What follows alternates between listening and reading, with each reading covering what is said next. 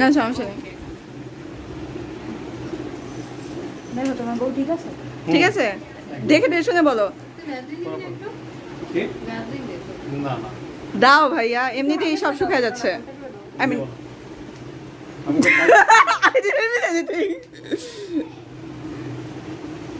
চলো এখনই নিয়ে চলে যাবা? হ্যাঁ উপরে চলে যাবো। আচ্ছা, আমরা একটু উপরে চলে যাই।